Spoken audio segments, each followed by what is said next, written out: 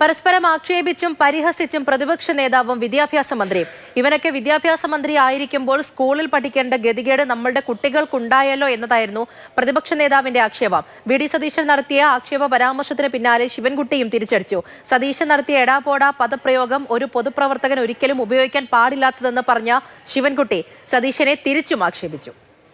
അതേ അണ്ടർവെയർ പുറത്ത് കാണിച്ച് മുണ്ടു മടക്കി കൊത്തി ഡെസ്കിന്റെ മുമ്പിൽ കയറിയിരുന്ന് ഈ സാധനം മുഴുവൻ തല്ലിപ്പൊളിച്ചെടുത്തതാണ്.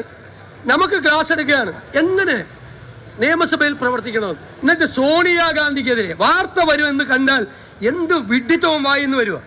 വിദ്യാഭ്യാസ മന്ത്രി എൻ്റെ പിള്ളേരെ ഓർത്ത് ഞാനിങ്ങനെ സങ്കടപ്പെടുക. എൻ്റെ പിള്ളേരെ ഓർത്ത് ഇവനൊക്കെ വിദ്യാഭ്യാസ മന്ത്രി ആയിരിക്കുമ്പോൾ സ്കൂളിൽ പഠിക്കേണ്ട സ്ഥിതി നമ്മുടെ പിള്ളേർക്ക് ഉണ്ടായല്ലോ. കഷ്ടമെന്നല്ലാതെ എന്താ പറയാൻ.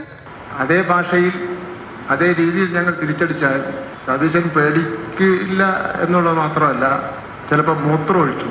അപ്പം അത് ഞങ്ങളെ കൊണ്ട് ചെയ്യിപ്പിക്കില്ല. വ്യക്തിഹത്യ ചെയ്യുന്നത് അത് മറ്റൊന്നും പറയാനില്ലാതെ വരുമ്പോൾ ഉണ്ടാകുന്ന ഒരു മാനസിക അവസ്ഥയാണ്. കേരളത്തിൽ ആരെങ്കിലും ഞാൻ RSSനെ സഹായിക്കുന്ന ഒരു വ്യക്തിയാണെന്ന് പറഞ്ഞാൽ വിശ്വസിക്കും.